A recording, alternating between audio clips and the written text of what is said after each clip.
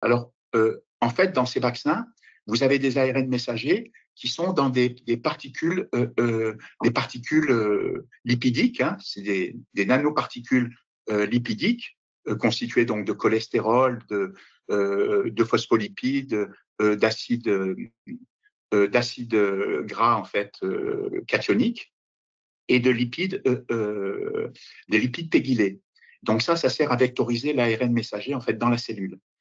Et cet ARN messager, en fait, il y en a énormément, hein, puisque dans le vaccin justement de Pfizer-BioNTech, il y a 14 000 milliards de molécules d'ARN.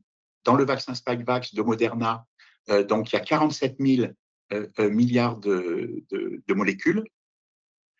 Donc c'est énorme, hein, puisque Ouais. en fait le Spikevax, il y a 100 microgrammes d'ARN messager, il y a 30 microgrammes hein, pour la forme adulte chez le Comirnaty. Alors cet ARN messager, en fait, il est constitué de la manière suivante.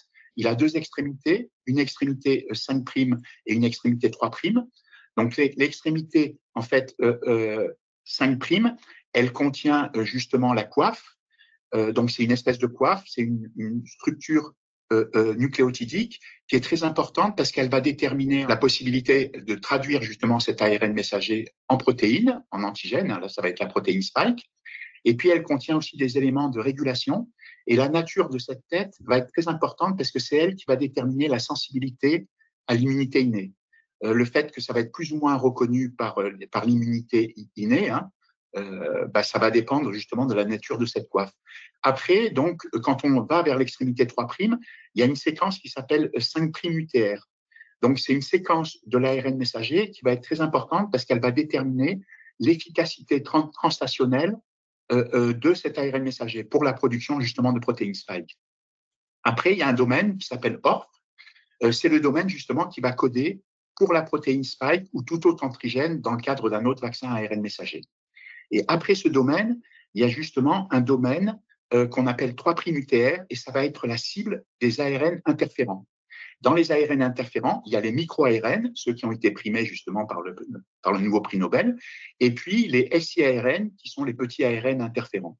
Donc, ces deux types de micro-ARN, qui sont petits, hein, ils font en moyenne 22 nucléotides. Ça va entre 21 et 25 nucléotides. Donc, ce sont des tout petites portions d'ARN qui se fixent sur ce domaine 3' UTR et qui vont induire soit un arrêt de la traduction, c'est-à-dire que le ribosome ne va plus être capable de traduire en fait l'ARN messager en protéine spike, soit il va directement conduire à dégrader cet ARN messager qui va être clivé au niveau du site de fixation justement du micro-ARN.